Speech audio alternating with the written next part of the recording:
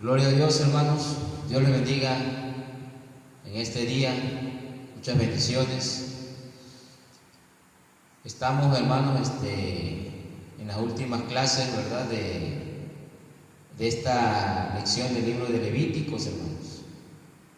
Y ya veremos, ¿verdad?, si hay un cambio de la enseñanza. Ya yo les avisaría en nombre del Señor. Por lo pronto vamos a ver, hermanos, en esta enseñanza el capítulo 8 y parte del capítulo 9, que trata, hermanos, acerca de la consagración sacerdotal. Algo importante, hermanos, que era muy solemne. La consagración sacerdotal era un evento, un acontecimiento muy solemne, ya que iba a investirse a una persona, ¿verdad? En este caso, primero fue Aarón y sus hijos. Todos los descendientes de la línea de Aarón iban a ser los sumos sacerdotes. Los demás de la tribu de Leví, de donde provenían Moisés y Aarón, iban a ser los levitas, los que le conocemos como levitas, o sea, los ayudantes. Pero el sumo sacerdote, ¿verdad?, vendría de la descendencia de Aarón. Entonces había un poco de diferencia en esa parte, porque toda la descendencia de Aarón iban a tener la responsabilidad máxima en cuanto a las cosas de Dios. Y la tribu de Leví, ¿verdad?, iban a tener la responsabilidad, una responsabilidad secundaria, pero también importante, ¿verdad?, de apoyar al sumo sacerdote.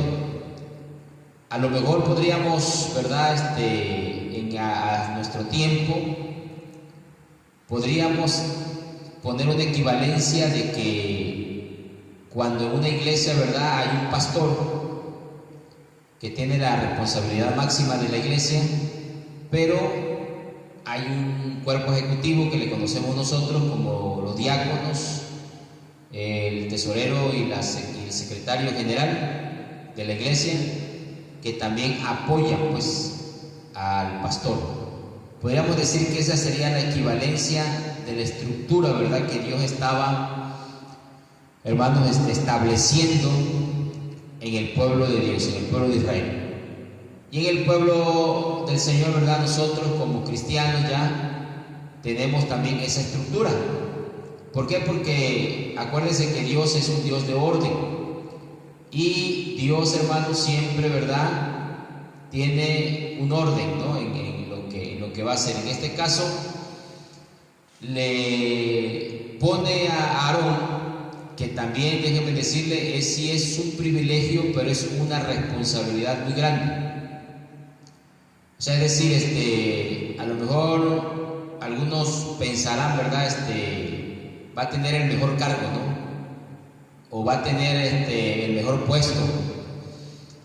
Pero eso implica también una responsabilidad mayor.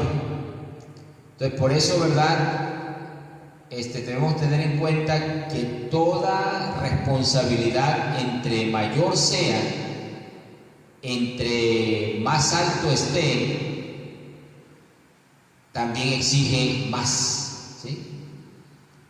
Entre más alto Dios nos ponga, entre más nos dé una responsabilidad mayor, un privilegio mayor, o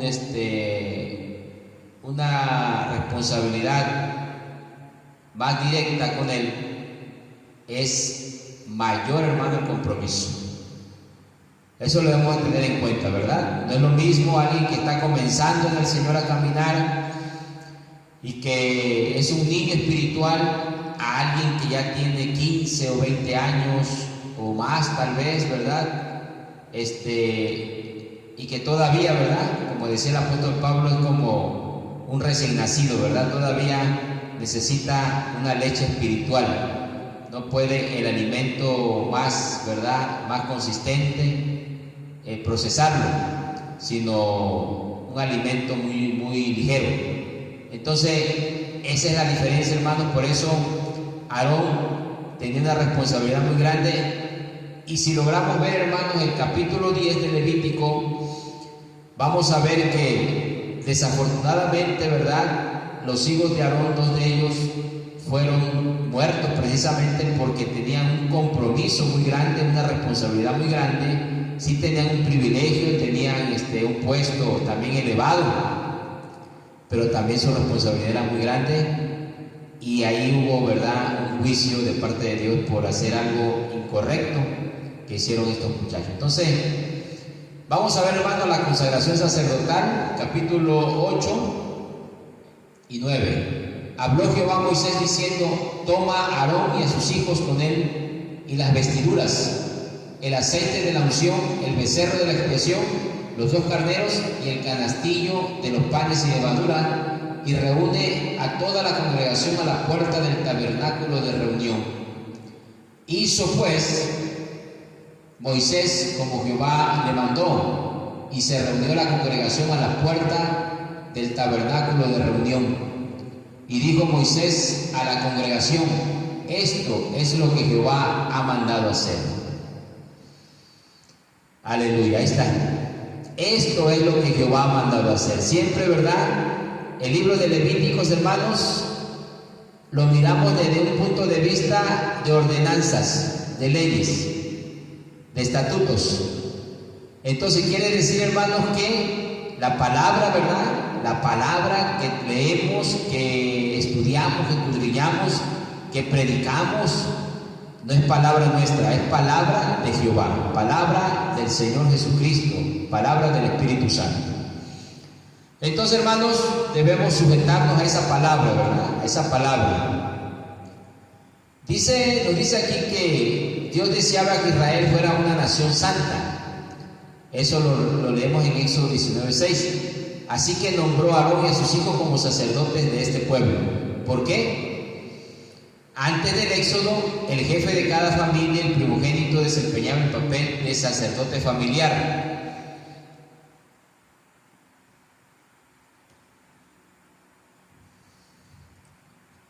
¿Amén? Entonces, pero la complicación de los ritos del tabernáculo y la exigencia de observarlos con exactitud hizo necesaria la institución de un sacerdocio dedicado totalmente al culto divino. O sea, alguien que estuviera, ¿verdad?, al frente, o estuviera responsable de esa labor. O sea, no podía quedarse, ¿verdad?, a la deriva, como en todas las cosas, ¿verdad? Pues en una familia tiene que haber un responsable. Por lo regular recae esa responsabilidad en los padres, ¿no?, o en el tutor cuando es un menor, ¿verdad? Y aunque no sean consanguíneos o no sean directamente los padres, pero sean familiares, hay un tutor. Siempre, ¿verdad?, hay un tutor, hay un responsable. ¿Por qué? Porque ese es el orden que el Señor ha marcado. Usted va, por ejemplo, a una oficina de gobierno y tiene que haber un responsable, ¿no? Tiene que haber una persona. El gobierno civil tiene que tener, ¿verdad?, un responsable, que puede ser, si es un ayuntamiento, el presidente municipal; si es un estado, el gobernador del estado; si es un país, pues el presidente, ¿verdad?, de la nación. Entonces, debe haber un responsable. ¿Por qué? Porque ese es el orden, ¿verdad? Dios establece el orden y así lo hace, que es lo más correcto. Porque si usted fuera una dependencia, por ejemplo, el gobierno, y no hay quien sea el encargado, el responsable, el autorizado para expedirle un oficio o algún documento, pues todo sería un caos, ¿verdad?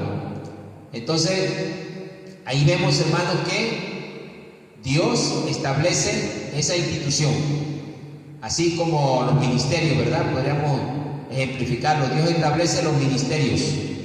Los ministerios, dice la palabra del Señor: a unos puso, ¿verdad?, el Señor, como esto, como el otro. O sea, Dios da dando los ministerios. Algunos estableció como maestros, ¿verdad?, como profetas, como pastores. ¿Por qué? Porque Dios es el que da el ministerio. Dios es el que da el ministerio, acuérdense, ¿verdad? A veces tenemos un concepto diferente, ¿verdad? Cuando alguien está estudiando un instituto bíblico, he escuchado que muchos dicen, es que está estudiando para pastor, pero los ministerios no se estudian, hermanos. Los ministerios no se estudian, Dios te los da, Dios te capacita. Se estudia, hermanos, teología, se estudia, ¿verdad? Secularmente, hasta se puede estudiar incluso, ¿verdad? Ahorita hay escuelas que ya hasta dan licenciatura en teología, aunque sean universidades seculares. Pero los ministerios no, porque el ministerio te lo da el Señor. ¿Y cómo sabe uno que tiene un ministerio? Porque Dios te va llevando, Dios te va guiando, Dios te va dando esa capacidad. La gente igual lo va notando, ¿verdad? Dios te va dando esa gracia. Y cuando vienes a ver, ya el Señor ya te tiene en la labor que quiere. Entonces, el sacerdote igual así era, ¿verdad? Tenía que ser consagrado, hermanos, porque las funciones, ¿verdad?, de él, las responsabilidades, como les digo, en ese momento, ¿verdad? Por eso Cristo es nuestro sumo sacerdote, también es la figura del sacerdote, aunque el Señor, ¿verdad?, tiene varias simbologías, varias figuras. En esta ocasión, ¿verdad?, la figura del sacerdote encaja precisamente en la figura de Cristo Jesús. Dice que servían como mediadores entre el pueblo y Dios, interceder por el pueblo y expiar el pecado mediante el sacrificio, y así reconciliar el pueblo con Dios. Consultar a Dios para discernir la voluntad divina para el pueblo. Ahí tenemos unas citas bíblicas, Números 27-21, Deuteronomio 33-8. Ser los intérpretes y maestros de la ley y enseñar al pueblo los estatutos de Jehová. Ahí lo dice Levítico 10:11, Ezequiel 44:23, y ministrar en las cosas sagradas del tabernáculo. Amén. Entonces, ahí tenemos, hermanos, ¿verdad?, las responsabilidades. Por eso les decía ya al principio, ¿verdad?, de la enseñanza, que aunque era un puesto o una función importante, ¿verdad?, o estaba incluso, ¿verdad?, dentro de la estructura espiritual, estaba en una estructura alta, pero también las responsabilidades eran también demandantes. Entonces, lo mismo sucede, ¿verdad?, con lo que servimos al Señor. Nuestras responsabilidades son mayores, y viéndolo desde el punto de vista de nuestro sacerdote máximo, que es nuestro Señor Jesucristo, Él cumple con todas las funciones. ¿Por qué? Porque Él nos limpia de pecados. O sea que aquellos sacerdotes humanos, como dice el libro de Hebreos, ¿verdad?, pues tenían que terminar su función, porque todos los seres humanos tenemos algún día, ¿verdad?, que partir de esta tierra. Pero la función del Señor Jesús es eterna, permanente. Eso es lo más glorioso. Por eso nosotros, ¿verdad?, ya no hacemos sacrificios de animales, porque ya Cristo hizo ese sacrificio en la cruz del Calvario y fue excelente. No se necesita complementarlo con nada. Aquellas personas que de alguna forma, ¿verdad?, todavía quieren practicar esos rituales, pues entonces están diciendo que Cristo no hizo, ¿verdad?, las cosas completas, sino que las hizo parcialmente, no fue total. Entonces debemos tener cuidado, ¿verdad?, porque únicamente el sacrificio de Cristo en estos tiempos es válido. Ya no podemos hacer ningún sacrificio. Lo que hacemos por el Señor, cuando damos una ofrenda, cuando cumplimos con nuestros diezmos, cuando cumplimos con nuestras primicias, cuando limpiamos el templo, cuando hacemos una labor en la obra de Dios, es por agradecimiento, pero no por comprar la salvación. O sea, es un agradecimiento. La salvación únicamente la obtenemos a través de la sangre preciosa de nuestro amado Salvador Cristo Jesús. No hay otro medio, no existe otro medio. Él es la verdad y el camino. Yo soy el camino, la verdad y la vida, dijo el Señor. Nadie viene al Padre sino por mí. Gloria a su nombre. Entonces, el único que nos puede limpiar de pecado es nuestro Señor Jesucristo. Y esa es la función del sacerdote, ¿verdad? Ellos lo hacían a través de un animal, pero el Señor lo hace con su propia sangre. Aleluya. También ser intérpretes y maestros de la ley estaban dedicados, ¿verdad?, a la enseñanza del pueblo. Amén. ¿Por qué? Porque ellos tenían que estar en esa función, leyendo, estudiando, orando al Señor para poder dar lo mejor. Aleluya.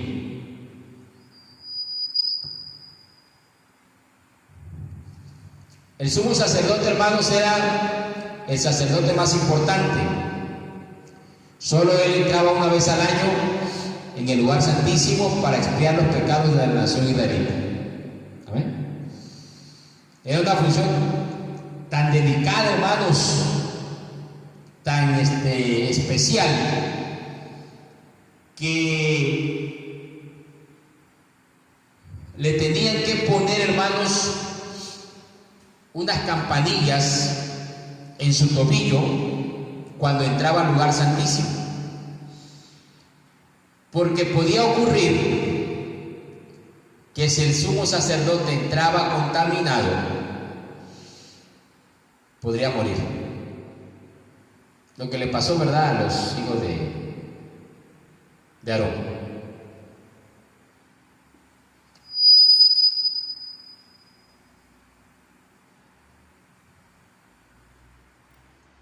Para que lean, ¿verdad?, esa diapositiva, hermanos. Bien. Era una labor, hermanos, por eso les digo, ¿verdad? A lo mejor decían, oye, ¿por qué no soy el sumo sacerdote, verdad? ¿Por qué no estoy allá en ese puesto? Pero también lo que se exigía, hermanos, era bastante.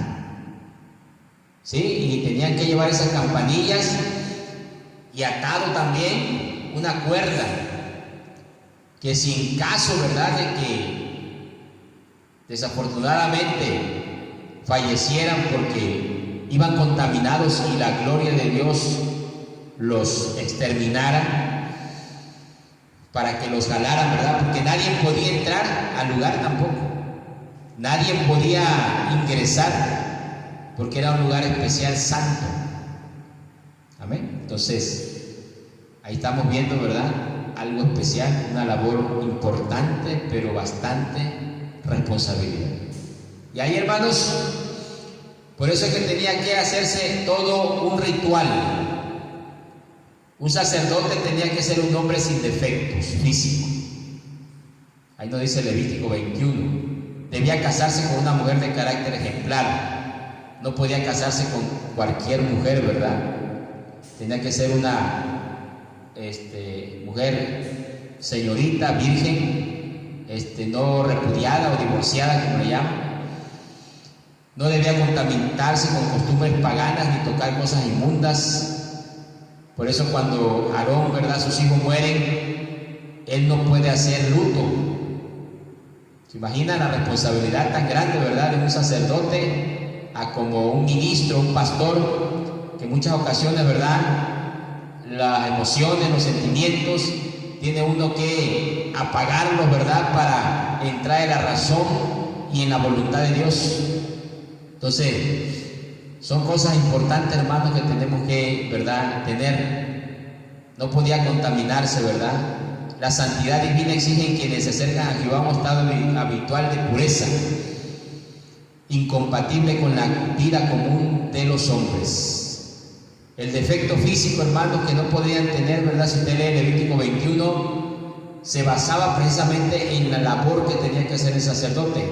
No que Dios fuera discriminatorio hacia alguna descendencia de Aarón que naciera con algún defecto, con una discapacidad, no, sino que la labor, hermanos,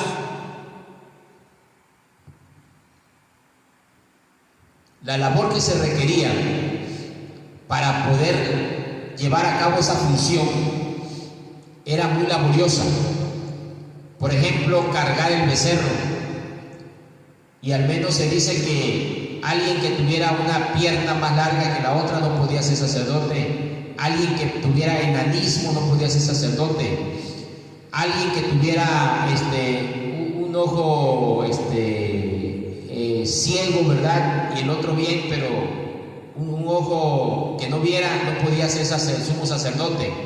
Y así, hermanos, sucesivamente, alguien que tuviera joroba no podía ser sacerdote. ¿Se imaginan? ¿Por qué? Porque cada una de las cosas que yo les menciono y lo menciona la Biblia tenían impedimento, hermanos, para poder realizar la labor. Por ejemplo, el altar de bronce se subía, hermanos, por una rampa. ¿Por qué? Porque tenía una altura considerable y entonces si alguien estaba bajito, ¿verdad?, no iba a alcanzar. ¿Sí? O sea, un problema de enanismo, ¿verdad? No le iba a ayudar, al contrario, iba a quedar, ¿verdad?, el sumo sacerdote avergonzado porque no podía alcanzar el altar de bronce. Para levantar un becerro, hermanos, ¿se imagina? Para levantar un becerro, si alguien tenía una pierna más corta que la otra, no tenía estabilidad, se iba a caer con todo el animal ahí. Y así, hermanos, si usted ve cada requisito, ¿verdad? Por eso tenía que tener físicamente todo bien su cuerpo.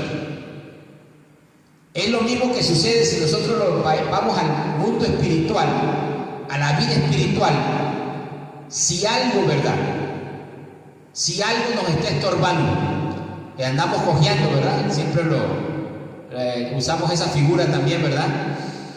El que no cojea de un pie, cojea del otro, ¿no? Decimos por ahí. Si andamos cojeando, hermanos, espiritualmente, ¿verdad? ¿Qué quiere decir cojeando? Que no andamos bien, que andamos haciendo una cosa acá oculta, andamos haciendo una cosa acá en secreto, que no es la voluntad de Dios o que es pecado, ya no podemos, ¿verdad? O sea, ya nuestra vida espiritual no puede caminar igual. En fin, ¿verdad? Ustedes se vayan analizando y dicen, no, pues si lo simbolizamos con la vida espiritual de ahora, podemos estar en alguna situación de un defecto, ¿verdad?, que nos está perjudicando para no llevar a cabo la labor que Dios quiere que hagamos. Nos está perjudicando si somos dados a la mentira, si no cumplimos con nuestro compromiso financiero, ¿verdad?, como cristianos, si no estamos orando como debemos orar, si no estamos estudiando la palabra, si no estamos cumpliendo la palabra, si nuestro corazón no ha cambiado en muchas cosas, ¿verdad?, que nosotros sabemos que estamos igual fallando. Son defectos, hermanos, que nos están perjudicando en la vida espiritual, que nos van a hacer que no podamos realizar completamente lo que Dios desea que hagamos. Nos van a impedir y vamos a estar con eso luchando, ¿verdad? Y a lo mejor tenemos todo lo demás, pero una cosa o dos o tres que no estamos haciendo, eso nos está perjudicando. Así era el sumo sacerdote. Tenía que completar todos los esquemas. ¿Por qué? Porque esa era la labor. Era una labor importante y tenía que cumplir con todos los requisitos. Igual nosotros somos una nación santa, dice el libro de Pedro.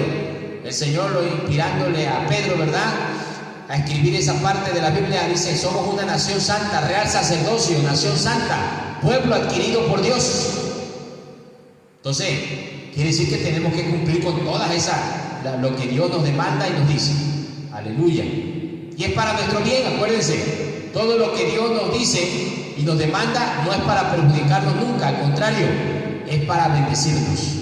Todo, cualquier área de su vida, hermano, que usted la vea, todo lo que Dios nos dice es para bendecirnos. Tal vez nosotros, ¿verdad?, no lo veamos así a veces, pero es una promesa del Señor. Aleluya. La preparación, ¿verdad? Dice que tomaba un becerro de la vacada. Eso lo podemos ver en el capítulo 9, si usted lo lee ya con calma. Cómo se desarrolló, ¿verdad?, el sacrificio y todo lo que tenía que hacer Aarón y sus hijos. 2 carneros sin defecto, ¿verdad? Aquí el simbolismo del Señor Jesucristo, ¿verdad? Sin defecto, o sea que no tenía ningún defecto. Para la consagración requería animales con la intención de sacrificarlos. La consagración no podía ocurrir sin derramar sangre de sacrificio. Ahí está. La sangre de Cristo, ¿verdad? Nos hizo salvos, nos hizo, hermanos, entrar a la familia de Dios y nos hizo ser limpiados y llamados para ser un pueblo santo. Panes sin levadura también y tortas sin levadura. La ceremonia para la consagración requería pan para tener compañerismo con Dios. La levadura ya vimos, ¿verdad?, que en la Biblia muchas veces simboliza pecado. Entonces, panes sin levadura, sin contaminación. El lavado, tenía que haber un lavado, hermanos, una purificación, ¿sí? Este proceso de consagración no se lleva a cabo dentro del tabernáculo. Esto ocurría afuera, a la puerta del tabernáculo de reunión. Era algo que otros pudieran ver. O sea que nuestra vida tiene que ser transparente, ¿verdad? Nuestra vida tiene que ser, somos cartas abiertas, decía el apóstol Pablo. Somos cartas abiertas, o sea que todo el mundo nos está observando, ¿verdad? Por eso tenemos que ser transparentes y nuestra vida, ¿verdad? Quizá hay cosas que son muy familiares, ¿verdad? Íntimas, pero en nuestro caminar, en nuestro testimonio es público, ¿verdad? Porque a donde nos movemos, en el trabajo, en la escuela, en la iglesia, con los vecinos, en fin, no tenemos nada, ¿verdad?, que ocultar en el nombre del Señor. Que Dios nos ayude, a hacerlo así. Por eso Dios, al frente de todo el pueblo, de toda la congregación, ordenó que se hiciera esto, este lavatorio, ¿ven? Esta purificación. Ahí está, hermano. El proceso de consagración empieza con limpieza. Todos los ministerios sacerdotales comienzan con limpieza, y una limpieza que era recibida. Los lavarás. Aarón y sus hijos no se lavaron ellos mismos, ellos fueron lavados. Ahí está otro simbolismo. Nosotros, ¿quién nos lava? La sangre del Señor Jesús.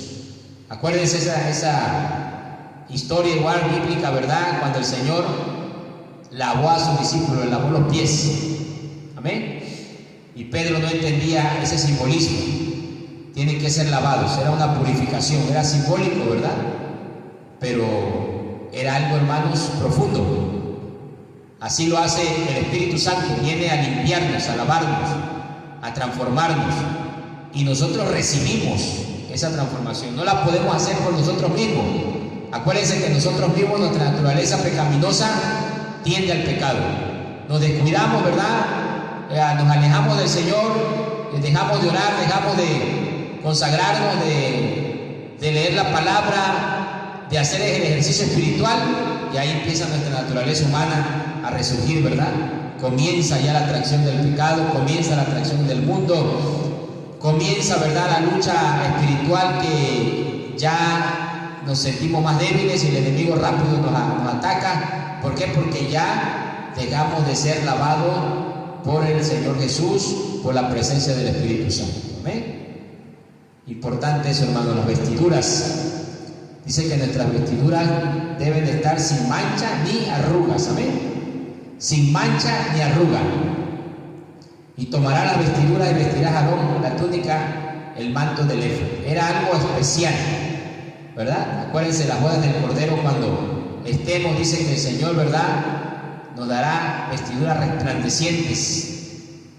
Y por eso el Señor dice sin mancha ni arruga. ¿A qué se refiere? Sin fallas, ¿verdad? Sin pecado. Sin pecado.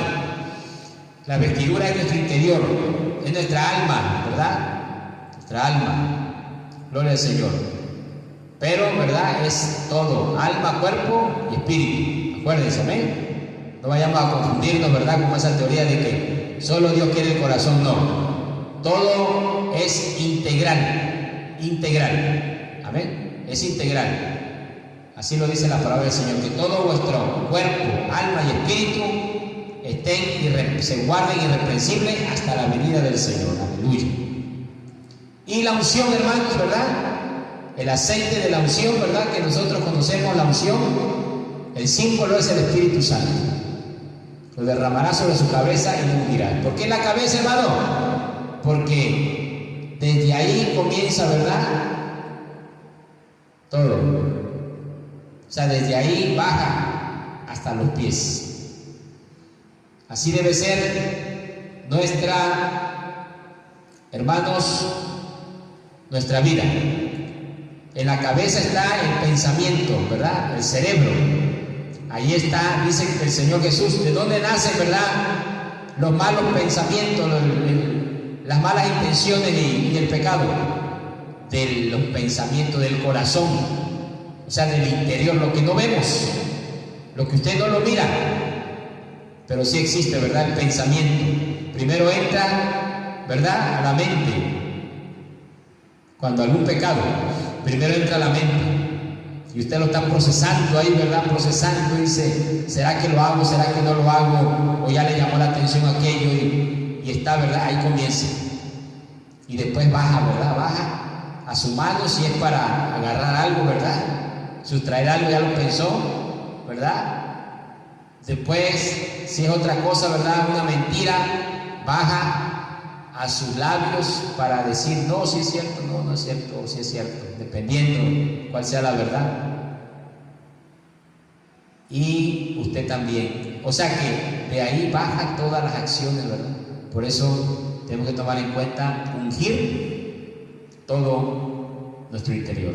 Dios les bendiga, hermanos, Dios les guarde. Ha sido un gusto, ¿verdad?, enviar esta enseñanza. Gloria al Señor. Amén.